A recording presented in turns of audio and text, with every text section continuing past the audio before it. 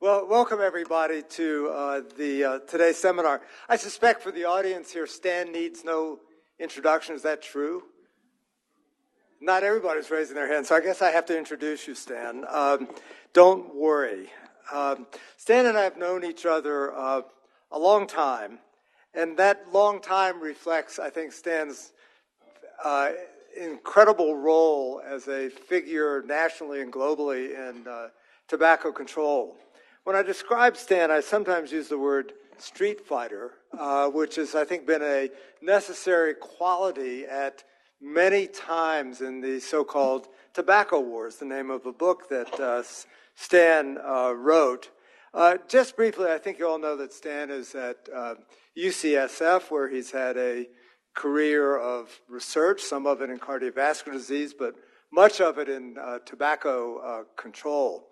I think among his contributions I'll mention is the development and directorship of the Center for Tobacco Control Research and Education. This center has, for several decades now, had a stellar stream of trainees who have gone on to do important things, not only in the United States, but around the world. And even here, where's Greg? Yeah, that's right. I helped train him. We can talk about that later. Yeah. Now he's crawled under the table. But Greg survived being with Stan and came out the better for it. Let me leave that. But I think everyone knows that Stan has made contributions for decades, and among the legacies are the legacy documents that are housed at UCSF. And if you haven't played with the tobacco industry documents, go do so. It's just incredible what you can find as you sort of weave your way through this legacy. Stan has, I think, won every award that one can win for working in tobacco control, and he's a member of the Institute of Medicine. I want to give thanks to the American Lung Association that brought Stan here and spared some of his time for us. So thanks, Ellen. So Stan, thanks for coming. Well, thank you for having me. Yeah, I'll show, if you want to get into the tobacco document, well, if you want to learn about the tobacco documents, watch the movie, the first 10 or 15 minutes of Merchants of Doubt, the movie, which is quite good. I'm wearing the same suit and the same tie, but it's got a good. But the documents are quite amazing. If you just go to just search UCSF tobacco documents and they'll pop up. But, putting your favorite politician in them, like Mike Pence, you'll find some really entertaining stuff. We've also just recently launched a couple of accompanying collections on the chemical industry and the junk food industry. And there's also one on Farman. We're hoping to add opiate documents to that. And it's really interesting to see how the same group of science denialists and PR firms cut across all these industries. There's really an industry out there in science denialism that's quite robust.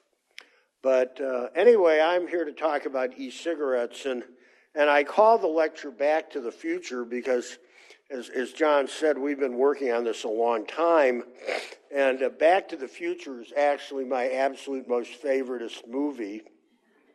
I kind of relate both to Doc and George McFly, and I feel like I've gotten in a DeLorean and gone back 30 or 40 years because a lot of the same arguments that we were having about secondhand smoke back then, about is it bad, and what about freedom, and what about the economy, and, rights, and all that other stuff. I mean, it's just played out almost verbatim in e-cigarettes and also in marijuana. And, in fact, I'm now also working in marijuana or cannabis because, as my friend Phil Gardner has said, we're kind of have a Bermuda Triangle of tobacco, e-cigarettes, and marijuana, and they're all just tied up with each other. And, you can't work on one without paying attention to the others. And John mentioned again the documents, and this is one of my favorite internal tobacco industry documents. It's from 1978, a study of public attitudes towards cigarette smoking in the tobacco industry in 1978. Okay, that was 41 years ago. How many of you were alive in 1978? Okay, not bad. When I'm talking to undergraduates, their parents weren't even alive in 1978. But this is a study that was not done by some health group. This is a big study done by the tobacco companies. And they did these surveys every couple of years to assess kind of where the issue was with the public. Now, to just place this in time, there was almost no scientific evidence for adverse effects of secondhand smoke in 1978. We knew there were about 135 papers published. I actually did a bibliography back then. And what we knew, which is nothing. I mean, in tobacco smoking, there's probably 50,000, maybe even more. But there were only two things actually that we had a reasonable understanding of back then. One was that cigarette smoke is air pollution. It gets into the air, and there's a lot of toxic chemicals that it puts into the air, and that there were 3 or 4 papers showing that babies exposed to secondhand smoke had more respiratory problems. And that was it. The first evidence on lung cancer didn't appear until 1981. Heart disease, I think, in 1985. Sudden infant death, I was 1989 or 1990. Breast cancer was like 1995. So the science base, there wasn't much of any. But what Roper found back then, and oh my God, can I get this thing? Oop, no, I don't know how to make it bigger. Oh, here. Well, that isn't helping because I can't read this. Oh, here we go. So this is quoting, this is again the tobacco industry talking. They said the original Surgeon General's report, followed by the first hazard warning on cigarette packs, the subsequent danger warning on packs, the removal of advertising from TV, and the inclusion of the danger warning on advertising were all blows of sorts to the industry. They were, however, blows that the industry could successfully weather because they were all directed against the smoker himself. While the overwhelming majority of the public has been convinced by the anti-smoking forces that smoking is dangerous to smokers, this has not persuaded very many people to quit. And I think that's still true today. When you try to go to smokers and say, you're going to die and this is horrible, or people using cannabis, same thing, there's all these bad things. It's like, oh, my grandmother lived to 90 and she smoked, or everybody's going to die, or, the tobacco companies and the cannabis companies have done a good job of inoculating people against the risks. But they then went on and said, the anti-smoking force's latest tack, however, on the passive smoking issue is another matter. What the smoker does to himself may be his business, but what the smoker does to the non-smoker is quite a different matter. This we see as the most dangerous development to the viability of the tobacco industry that has yet occurred. So that's a very strong statement. And, this is still, I think, one of the most interesting documents in the 90 million pages that we've got, because the guys who wrote this report were very smart, and they pretty much predicted what happened in the next 20 or 30 years. And why was it that the passive smoking issue was the most dangerous development to the viability of the tobacco industry that had yet occurred?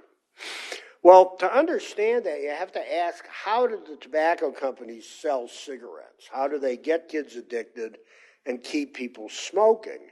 And I remember looking at, cigarette ads, and they have all of these contradictory messages.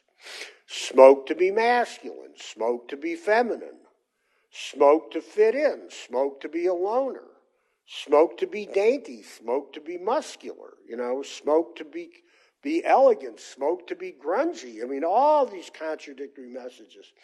And they use them by doing what's called market segmentation and targeting the different messages to different groups for whom those messages are important. But what's the thing they all have in common? It's if you affiliate with our product, it will improve your social standing among people you care about. And so the whole smoking behavior is a socially constructed and socially supported behavior whereby buying the product, it improves your social standing. And what happened in hindsight, I mean, I got involved in this because I didn't like breathing secondhand smoke. But what happened was by empowering the non-smoking majority to say, you know what, I don't like that, go somewhere else. Not quit smoking. It's like if you want to kill yourself, fine, that's your business, but do it somewhere else. Completely tore out, undercut it, the social support network for the behavior. And that, I think, is what's contributed to the big drop in tobacco use we've had.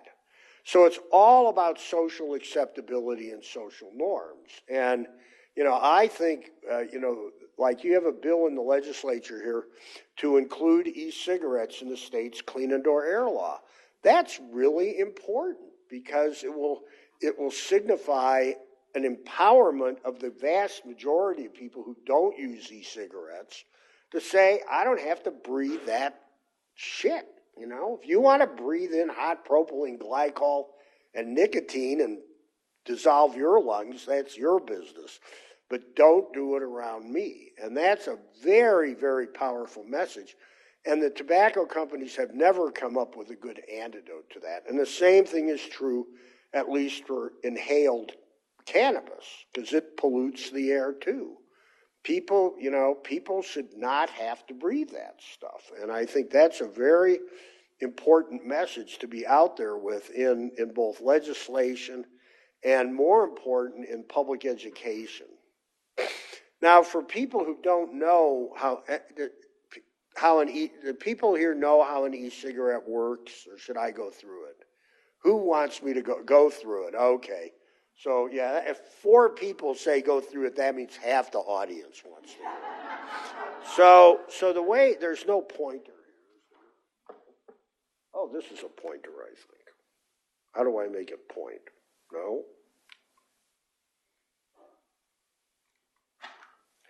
Oh, here. Oh, never mind. I'll point with my finger.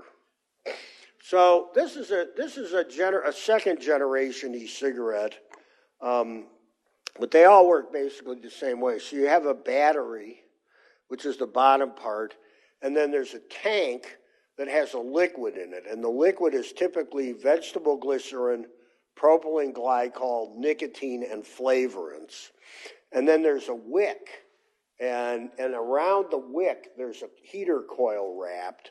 And when you heat up the heater coil with the battery, that generates an aerosol of ultrafine particles that carries the nicotine deep into the lungs, where it goes into your left heart and up to your brain very quickly. So you get a big nicotine spike like a cigarette. And the hope for e-cigarettes, when they first started getting popularized about 10 years ago, was that these things would be safer than cigarettes, because the way a cigarette works is you set the cigarette on fire. The fire generates the aerosol of ultrafine particles and nicotine that you carry deep into your lungs. And if you avoid the fire, you avoid a lot of toxic combustion compounds, and so it would be healthier. And the other hope was that smokers would switch to e-cigarettes, to these less dangerous e-cigarettes, and that would be harm reduction. And those were not completely ridiculous hypotheses, you know, they were reasonable ideas, but reality just hasn't, that's not what happened. And when I argue with my friends who are like e-cigarette enthusiasts still, the shrinking remaining group who are, they say, well, but if all the smokers just switched, wouldn't that be better? And the answer is probably, although not, as I'm going to show you, not nearly as better as people used to think. But that isn't what they're doing. My answer to them is, well, that's a true statement, and it's also true that if 70,000 people in the Midwest had voted differently, Hillary Clinton would be president. You know? It's a true statement, but who cares? It's not what happened, you know? And the dominant use pattern of e-cigarettes is what's called dual use, where people use e-cigarettes and keep using cigarettes at the same time, about 65, 70% of the people. And as I'm going to show you, that's very dangerous, more dangerous than just smoking or just using e-cigarettes. That we have this huge explosion of use among kids, which has been in the news a lot. And while they're promoted to help people quit smoking, and there's no question that some people have successfully quit smoking with these cigarettes, for the great bulk of people, they make it harder to quit. So e-cigarettes are prolonging the tobacco epidemic and making it worse. I mean, that's the bottom line of this talk. So the other thing you hear is that, well, e-cigarettes are this disruptive technology that's going to interfere with the big cigarette companies. And that's not, that was sort of true in the beginning, although Philip Morris had developed a working e-cigarette in 1994, long before they came on the market, and just for political reasons decided not to market it. But today, and this slide's a little bit out of date, all the major e-cigarette brands are owned by multinational tobacco companies. And Joule, which was the one big successful independent company, is now a third owned by Philip Morris, and they have a joint marketing agreement, so they are effectively part of Philip Morris. And so I think another important message, in addition to the fact that this view of e-cigarettes as a disruptive technology is wrong, is that for kids who are using e-cigarettes because they say, oh, I would never touch one of those nasty cigarettes, and they're made by those nasty companies that are out to screw me, you need to say to them, yes, it's the same guys. You know, that's a very potent message with kids, as you're being lied to and taken advantage of.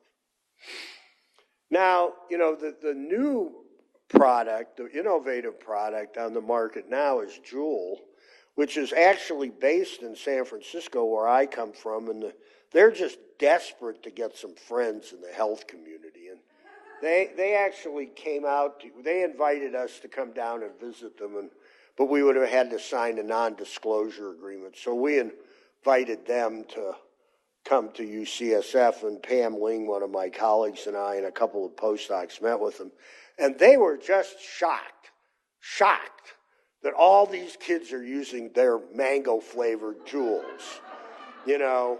And they certainly never wanted that to happen. This was a product for adult smokers to quit, and we're just shocked that all that advertising on Instagram with 20-somethings and advertising big parties that were being thrown for free by Joule for like hip 20-somethings attracted teenagers. It was shocking. And I said to them, you know, I just don't believe you, you know? And I said, if you were telling the truth, if you really wanted to market these problems to adult smokers who wanted to quit, you wouldn't be advertising them on Instagram and with hip 20-something parties.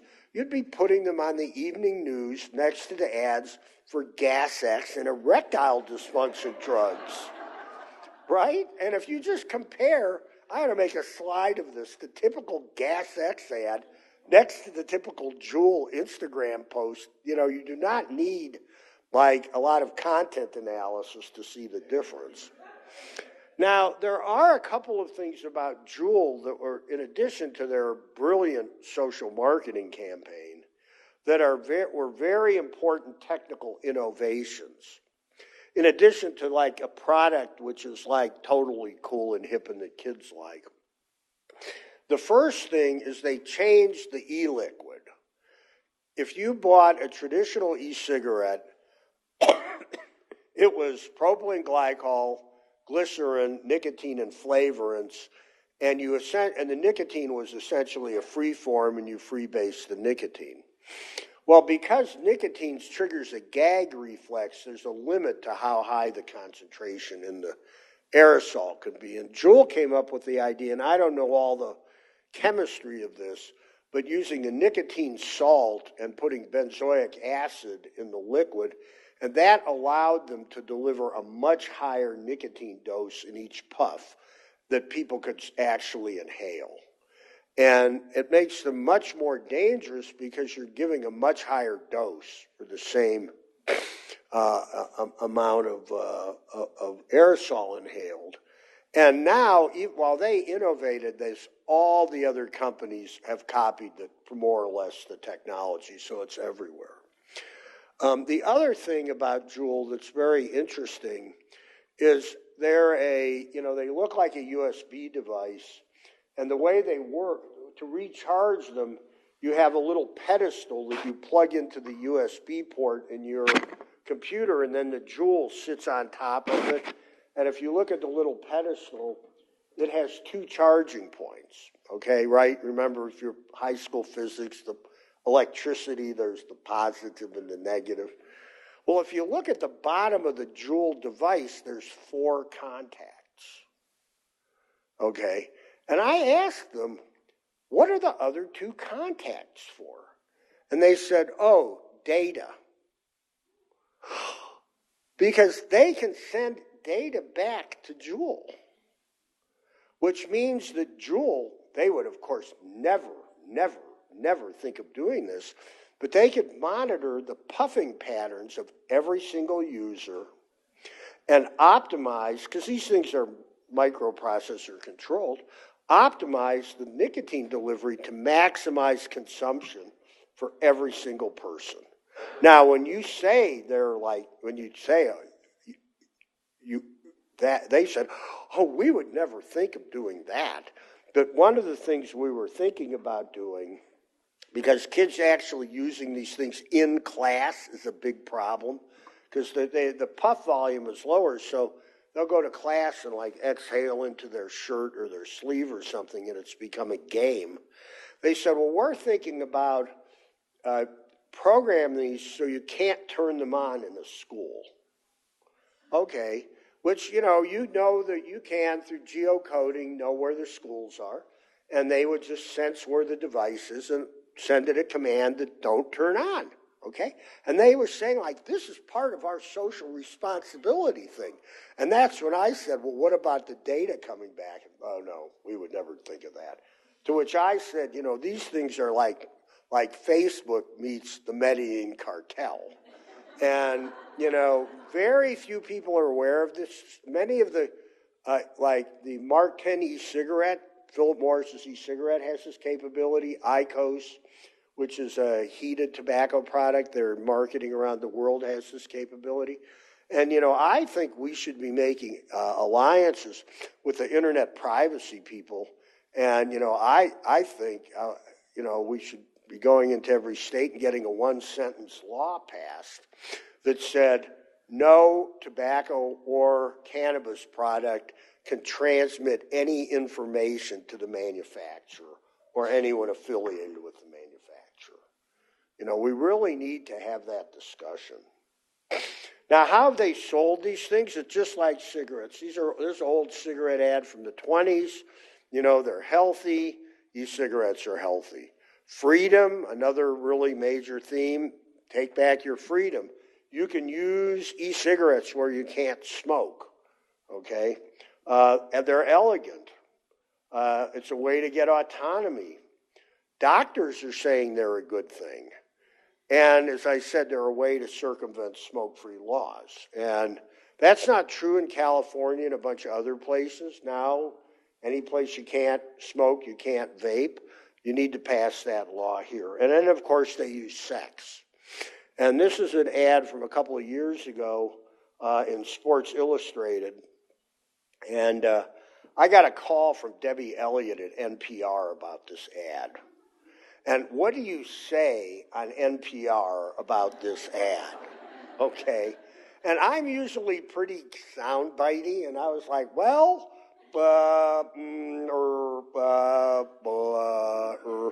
and then I thought of some clever soundbite. So the next day the story runs, and she says, Stan Glantz is usually not at a loss for words. And then she played that, and it was like, oh, well. And she called me up and she said, I hope you didn't mind. It was fine. But this idea, by the way, of using internet connectivity in order to maximize sales is something Blue was doing several years ago, because the box is like the charger, and they were Wi-Fi enabled, so if someone else was within a certain distance of you that was a Blue user, the pack would vibrate. So it's all about social acceptability and connecting people. And then another trick they use in their marketing is they put them down next to the candy, nice and low, where the kids can see them. Now, this is illegal in some places, but for cigarettes, it's illegal in California now to do this, but this was taken in California. So, and the other thing, and I don't have a slide for this, is it's not illegal to advertise these things on television, and they're on television and radio. And there was a really nice study done, I think, out of Duke a couple of years ago, where they tracked the youth use and the gross rating points of television advertising, and they just go up together. So, it's just bringing back the bad old days. So what about health effects? Well, there have been a bunch of studies comparing the level of toxins in e-cigarette aerosol with conventional cigarettes, and then also this one did a nicotine inhaler. And they all show pretty much similar things, that for a lot of the bad chemicals in cigarettes, e-cigarettes produce less of these bad cancer-causing chemicals. That's because you're not setting them on fire. But, at least formaldehyde, which you get by heating up propylene glycol, get into the cigarette range, as do several of the other aldehydes. And those are very bad for your cardiovascular system and for lungs. And if you look down at the bottom, you'll see heavy metals, cadmium, nickel, and lead, which aren't detected or weren't detected in this study from conventional cigarettes. But those are coming boiling off the heater coil. And these are carcinogenic and also bad for your cardiovascular system and your lungs. But I think the most important thing is the ultrafine particles. As I said, the way a cigarette and an e-cigarette work is you generate an aerosol of ultrafine particles to carry the nicotine down deep into your lungs, or it can be inhaled. And those particles are quite dangerous. If you have a day out here where you have a lot of fine particle air pollution, more people end up in the emergency room with heart attacks, pulmonary problems. And the top graph is a graph of the number of particles versus particle size for two different e-liquids, and the bottom one is a cigarette. And you can see that they're producing a lot of these particles. And in fact, the newer e-cigarettes, the particles are actually smaller than in the conventional cigarettes, which makes them more dangerous. And there's no way to get rid of this because that's how they work.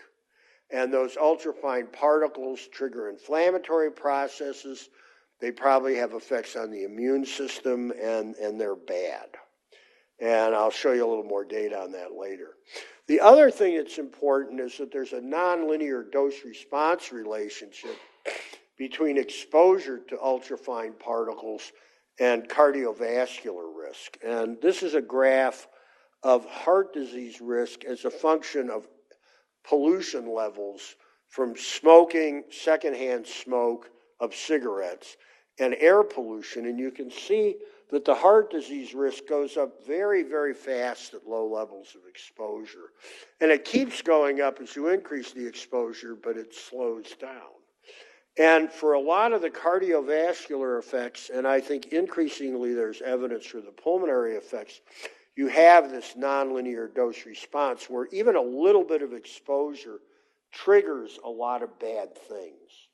And that is probably different from cancer, because with cancer, the basic idea is the more of a bad chemical you have floating around in your body, the higher the chance that the wrong molecule will be at the wrong time when a cell divides and cause a mutation and just begin the process of cancer.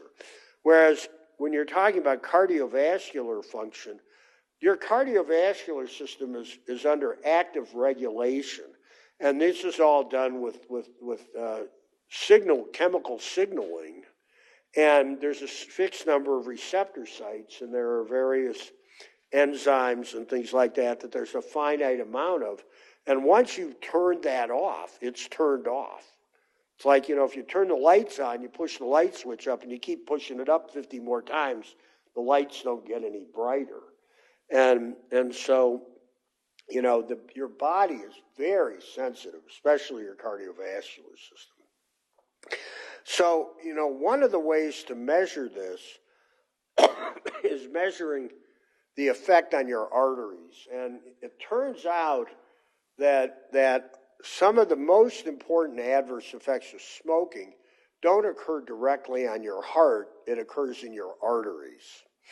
And your arteries are constantly adjusting themselves in terms of how big they are. And your arteries they're not made out of cast iron, they're muscle, they can get bigger and smaller.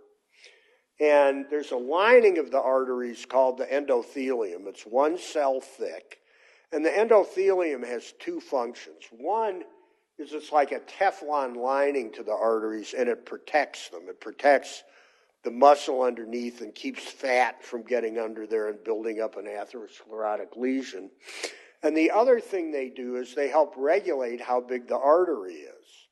And so when your blood, if you start exercising, your blood speeds up to get more oxygen to your body and take away waste products. If your arteries were made out of cast iron, your blood pressure would go up.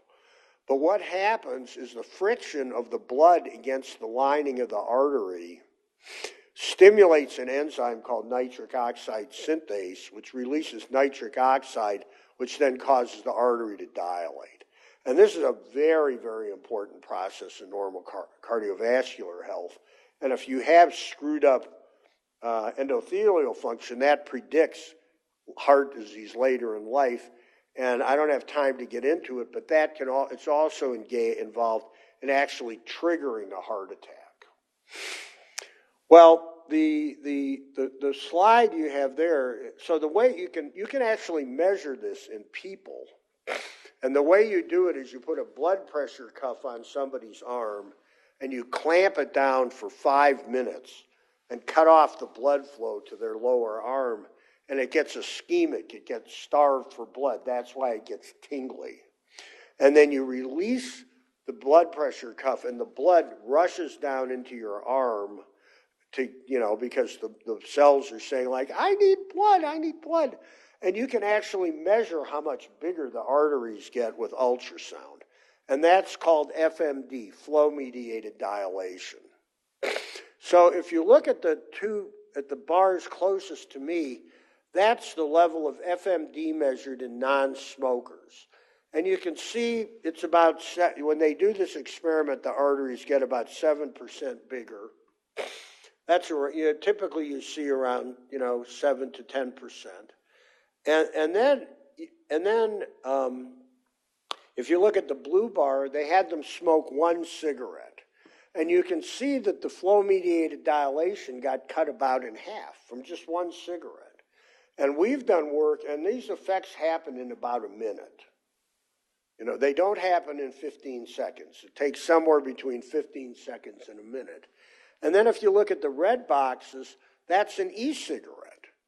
And you can see you get about the same reduction in FMD with an e-cigarette as a cigarette. If you look at the graph further from me, that's smokers. And if you look at the control group, the before, you see that the smokers have less flow-mediated dilation. They have less healthy endothelium than the non-smokers do. But when you have them smoke an additional cigarette or an e-cigarette, you get an additional drop in FMD. So these vascular effects are fast and real and very important. And there are also a bunch of other things. And it turns out that some of the flavorants that are used in e-cigarettes have these effects too. So all of this would lead you to think that because e-cigarettes have been around for a while, you ought to be able to predict that in terms of heart attacks. And this is a paper we published about a year ago using the National Health Interview Survey, where we looked at we did a logistic regression model, a statistical model, where we put in the model whether people smoked or not, their smoking status is former, non-daily, or daily, and their e-cigarette use status is former, non-daily, or daily. And then a bunch of other variables like gender and how old they were and how fat they were and, you know, their blood pressure and a bunch of other stuff. And if you look at the daily users, you see that the risk, and this is a cross-sectional study, so it's a snapshot in time. It's not longitudinal where you follow people forward, which would be better, but to do a longitudinal study, you got to wait. And so the first thing you'd find out is the cross-sectional data. And we found that these daily cigarette smokers had an increase in risk of about a factor of 2.8. The e-cigarette users, the increase wasn't as big, it was 1.8, but it was still statistically significant. And the other thing that's important is these effects are independent of each other, that the e-cigarette effect is in addition to the smoking effect. And which means if you're a dual user, then you get the worst of both of them. So whereas the elevated risk for smoking is like 2.8, and for e-cigarettes is 1.8, if you're a dual user, the dominant use pattern, the odds of having had a heart attack is 5. And I think it's fair to say that everybody, including me, for a long time thought of e-cigarettes as kind of cigarettes, except not quite as bad. And so if you were smoking and using an e-cigarette at the same time, it was a little bit like, well, it's a little more smoking. And if you think about that nonlinear dose response curve, you're kind of up on the flat part of it, and it didn't seem to make much difference. But what this data is showing is that that's not true. That e-cigarettes are different from cigarettes, and they're posing an additive risk. And this is a very controversial paper, like a lot of things we do. It's been replicated by 3 other groups now. And, I think it's real. And in fact, a paper just got published at a meeting of the American Stroke Association a few weeks ago that showed the same thing for stroke. And strokes are like heart attacks in your brain. There's also a lot of reason to worry about lung disease because there's a lot of pulmonary toxicants in e-cigarettes. The propylene glycol and vegetable glycerin, if you aerosolize it and inhale it, is not good for your lungs. The tobacco isn't good for your lungs. Nicotine, there's beginning to be a case that nicotine itself is a factor in chronic obstructive pulmonary disease. The flavorants, some of them are very dangerous. The flavor used for butter flavor that's used to flavor buttered popcorn, diacetyl, is a widely used flavor in e-cigarettes. It's perfectly fine to eat, but if you inhale it, it causes bronchiolis obliterans, which you don't have to know exactly what that is, but it's not good. And also cinnamon flavoring. Again, if you eat it, it tastes good. If you inhale it, it tears up your lungs. And there's been some very good work done at UNC looking at all of these flavors. And a lot of these flavoring agents are very, very bad for lungs. The coil itself is bad because, as I mentioned earlier, you boil off heavy metals that come off of the wire. And then I mentioned the wick. And these wicks have silica in them, a lot of them. And after you've used them over and over and over again, they start to deteriorate and break up, and you're starting to inhale little particles of the wick, which is probably not a good thing. And so all of this would make you think there ought to be adverse pulmonary effects. And a year or so ago, there were already studies of an increase in productive cough in kids who use these cigarettes, more asthma diagnosis, more missed school days. There are a bunch of experimental studies in people showing things that are indicative of increasing or bad things in the lungs. And then there were some case reports of inflammatory lung disease that was worse in people using e-cigarettes. And some of the work being done by my colleagues at UCSF, it's very interesting because looking at both cigarettes and e-cigarettes, exposures that in a normal, healthy person have very little effect. If you take somebody with a cold or with the flu when their lungs are already a little bit compromised and expose them to these insults, you get much bigger effects. And I think one of the things we need to be doing, and the FDA needs to be doing, is not just thinking about healthy people. They need to think about people with pre-existing diseases and how adding these additional insults in can trigger events. In terms of chronic obstructive pulmonary disease being manifest in the population, there have been a couple studies published right now. We've got one we're trying to fight into print ourselves. But the first one was using the FDA PATH data set, which is a giant national data set. And they looked at what the respiratory disease, where they looked at emphysema and chronic bronchitis. They looked at people who used e-cigarettes someday or every day, longitudinally following people forward in time. They controlled for their smoking and their secondhand smoke exposure. And they found that the someday or everyday e-cigarette users had almost a doubling of incidence of COPD. And as I said, we have a study we're trying to publish that use the same data set, or actually an additional year of PATH and a different methodology that came up with similar conclusions, including the fact that the smoking and e-cigarette effects were independent. This is a paper from Wills that just got published a week or two ago from Hawaii, and he found similar results. And this was very interesting because this is looking at adults and looking at asthma risk, and the blue line, you can see it falls off with age. As the blue line is people who don't use any product. The yellow line is actually 3 lines: smokers, e-cigarette users, and dual users. They all fall on top of each other. And what this looks like is, we might be dealing with this nonlinear dose response curve again. It's like you put the shit in, and once it's there, it's bad, and putting more shit in doesn't make any difference. But with COPD, where the risk increases with age, the blue line is the never using anything. The line above it is the e-cigarette users, and just a little bit above that are the smokers, and those are not significantly different.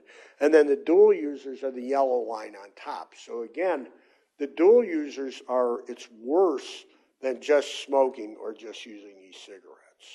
And I think one of the public education campaign messages we need to have, is don't be a dual user. Because that's what most people are. If you want to try to use e-cigarettes to quit smoking, which I'm going to show you is not a good idea, but if you're going to try, you've got to stop the cigarettes. Now, e-cigarettes are widely promoted as smoking cessation devices for adults. That's actually illegal because that's a therapeutic claim, and you're not supposed to make a therapeutic claim without submitting evidence to the FDA. But this is an ad by an e-cigarette advocacy group about how e-cigarettes really help me quit smoking, especially those flavors. And this, for those of you who aren't total anti-tobacco nerds, this looks like the CDC's Tips for Former Smokers campaign. It's the same size, it's the same layout, it's the same type. It's just that where they say learn, that's where the CDC logo would be in the same color. So this is a purposeful disinformation campaign. Another thing that happens is, you go to Rite Aid, and they put them, this is again in San Francisco, they put them right next to the FDA-approved smoking cessation devices. It's the equivalent of putting them next to the candy in the convenience stores for kids. It's outrageous. These things should not be getting sold in pharmacies. Now, there is a paper that came out, I think, last week that got a huge amount of press published in the New England Journal of Medicine, which is a randomized controlled trial where they compared e-cigarettes versus conventional nicotine replacement therapy as part of a smoking cessation program, and they concluded that the e-cigarettes worked better. And this got a gigantic amount of press. There was a headline in the New York Times that the case is closed, e-cigarettes help you quit smoking, which was a little overstated. Now, this is not a bad paper. I've read it. I can pick on it. I can pick on anything, including my work. But it was a pretty reasonably done study. But the thing you got to keep in mind is it was a clinical intervention. It was not selling. It was not, just to back up, it was not this. This was not a mass-marketed consumer product. These were patients enrolled in a smoking cessation program who got 4 weeks of intensive counseling, and they are not typical people buying these things at a convenience store. And, I am not at all surprised that e-cigarettes as a form of nicotine replacement used with counseling in an intensive monitored purposeful program could be useful as smoking cessation devices. And I think that if the companies really wanted to do this, they could do a few more studies like this. They could submit it to the FDA, and they could get them licensed as smoking cessation devices.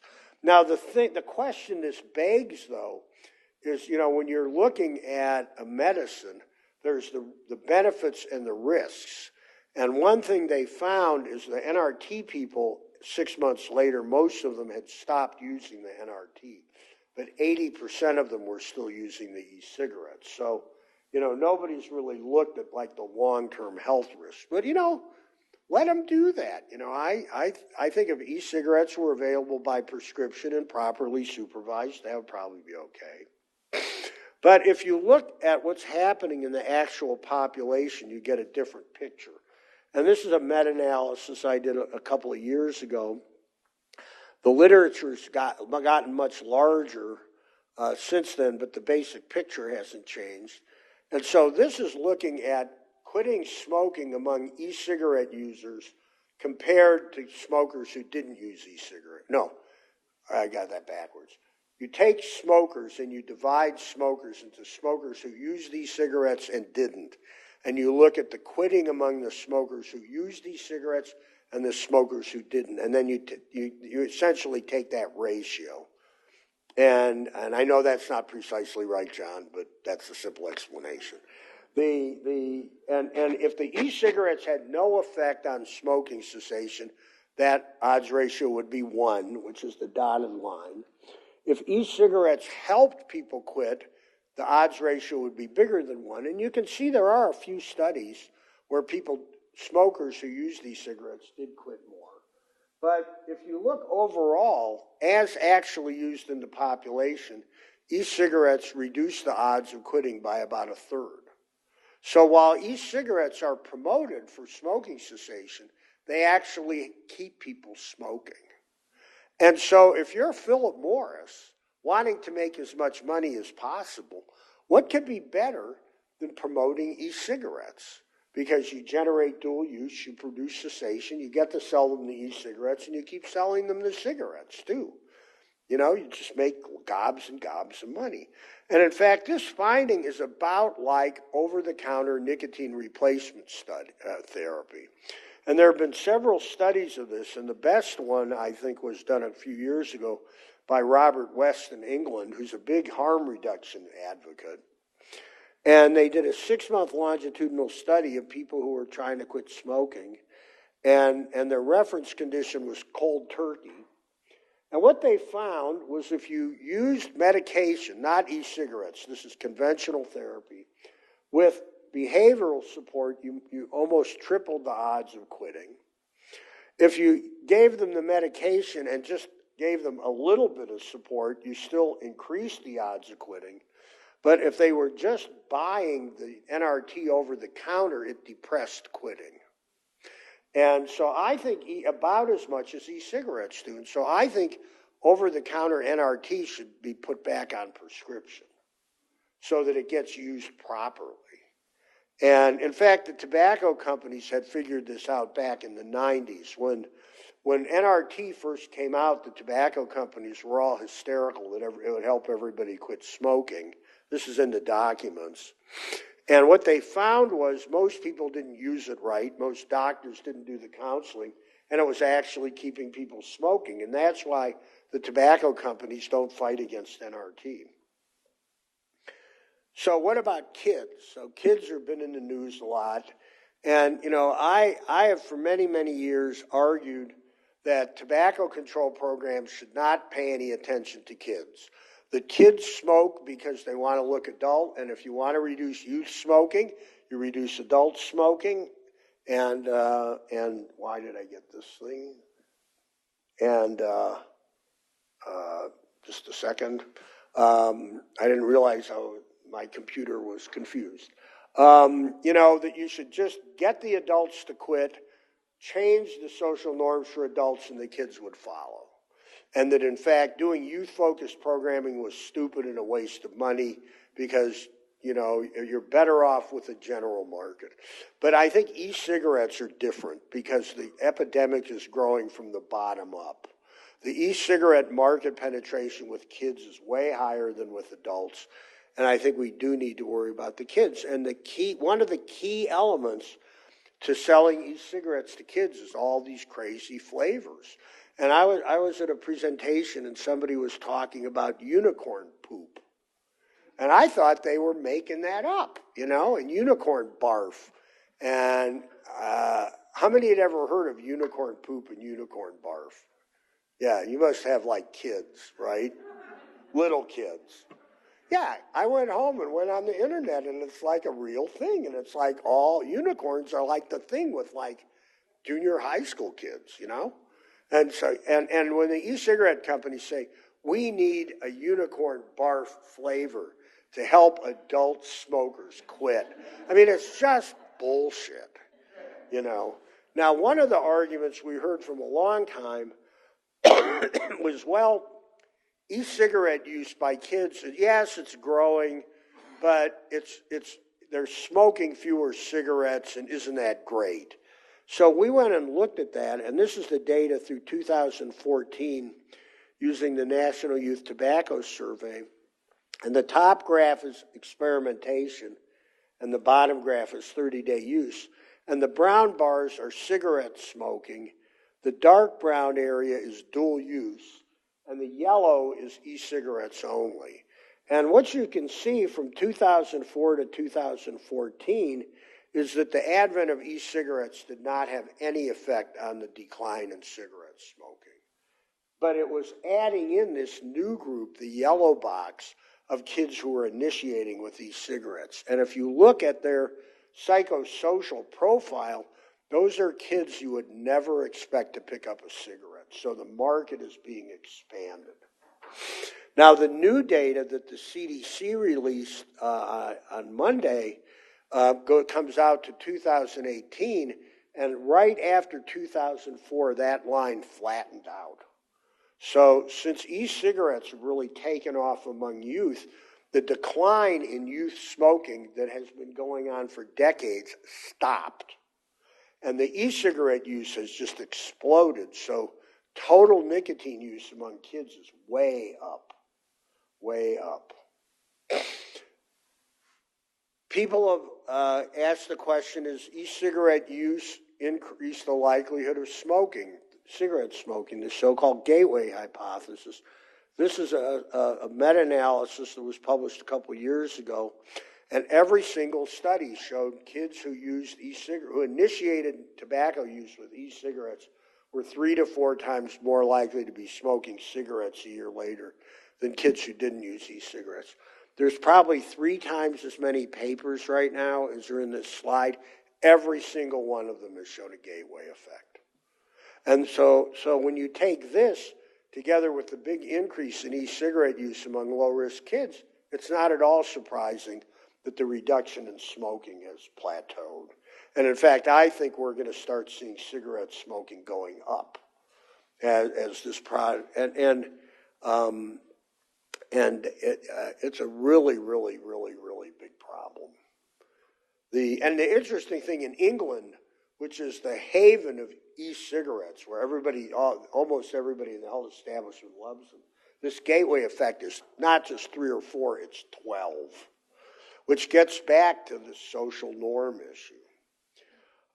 So e-cigarettes are making the tobacco epidemic worse by inhibiting adult quitting and by bringing new kids into the market. And even if these kids did not go on to smoking, bathing developing lungs and cardiovascular systems and brains in all these toxic chemicals and nicotine is not good. They pollute the air. E-cigarettes pollute the air. They're less polluting than cigarettes because there's no side stream smoke. But this is some of the stuff in the very first paper, which is shown here, that they found to be elevated. And there's now several studies showing that non-using bystanders have nicotine in their body at levels almost as high as cigarettes. So this has generated some concern from our Surgeon General, who issued a report a couple of years ago. But a few weeks ago, he really made what, especially coming out of the Trump administration, was a quite strong statement. He said, we need to implement evidence-based population-level strategies to reduce e-cigarette use among young people. I would say among everybody, but at least among young people. He says his very first recommendation, include e-cigarettes in smoke-free policies. Your legislature needs to be aware of that. License retailers so you can have a way to enforce laws about youth sales. Implement price policies, which is Trump speak for raise taxes. You can't say that in a Republican administration, but that's what it means. Develop educational initiatives and curb e-cigarette advertising and marketing, but reduce access to flavored tobacco products. Really important.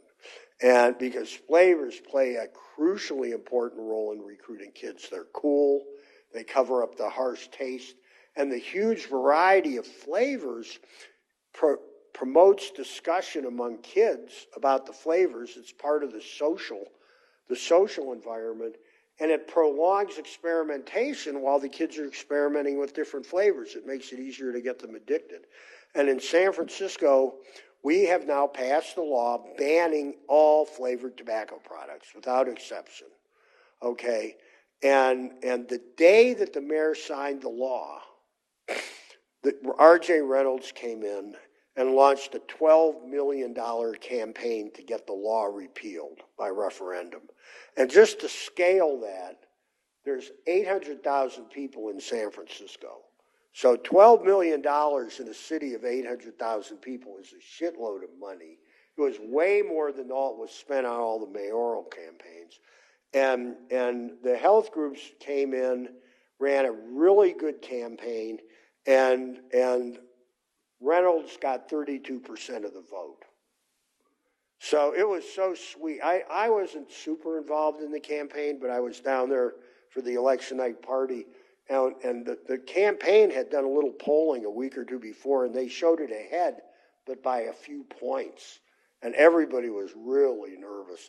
And when the absentee ballots came in, or the first absentee ballots came in at 68% yes, everybody got excited, but then they said, oh shit, this is, we got to see what the real vote is.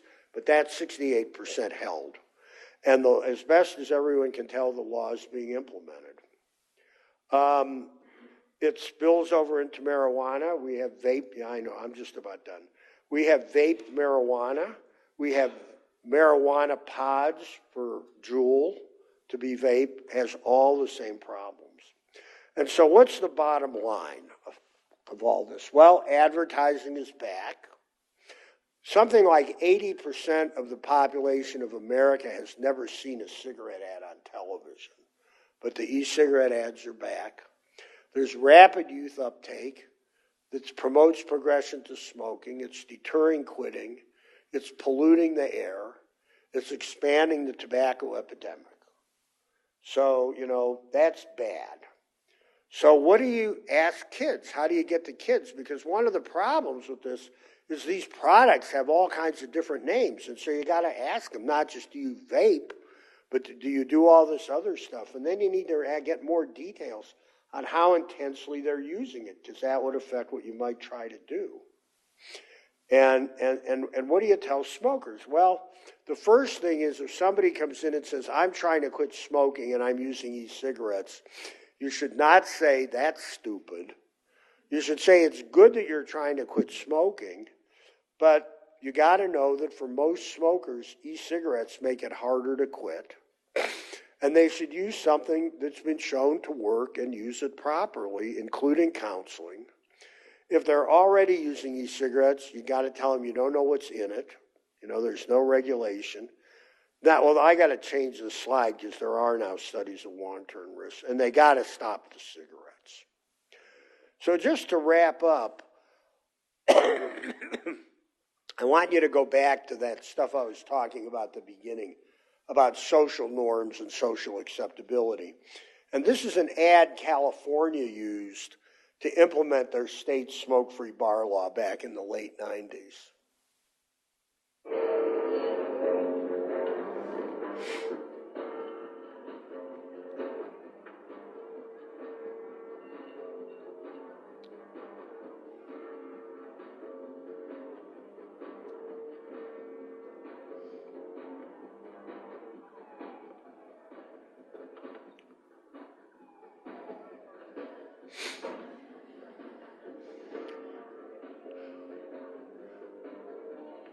So it's all about social acceptability, and that's where I used to stop, but then this happened.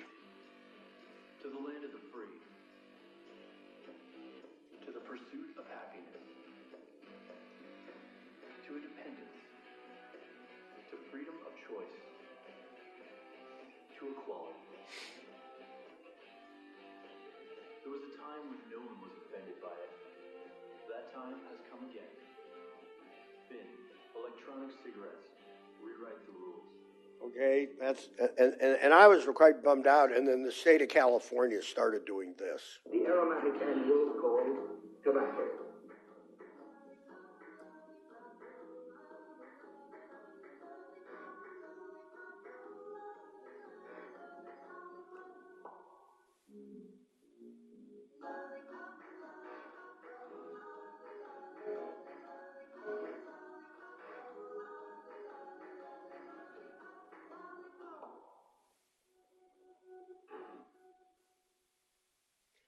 So that's what I have to say. Is there time for any questions or comments?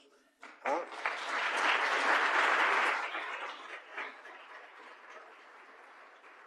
Huh? I would have a couple questions for Stan. Thanks so much, Stan. You're welcome. Yes.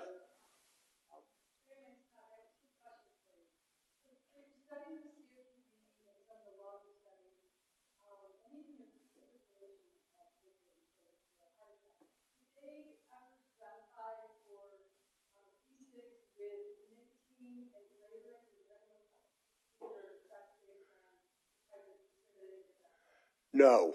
So the question was, did they stratify on whether the nicotine was there or not? That, unfortunately, didn't get asked in the data. I can tell you in terms of the vascular effects, we've done animal studies, and it's not the nicotine. And in fact, the animal studies like that we've done with marijuana, it's not the THC. Yeah. But that question isn't in this survey.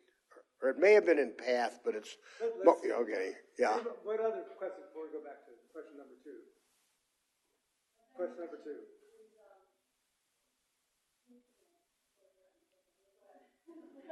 Okay. Anything else? And you can find Stan here maybe for... Oh, there's one, the guy.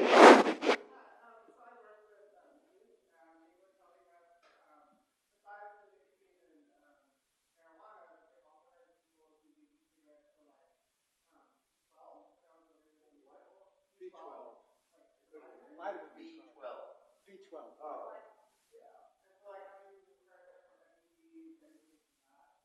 E-cigarettes is a little vitamin.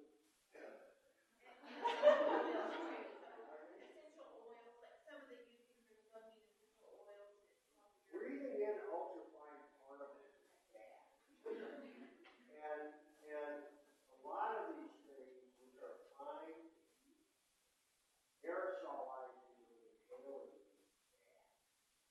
So yeah, it's like, I hear it's like, well, we put like vitamins in our water.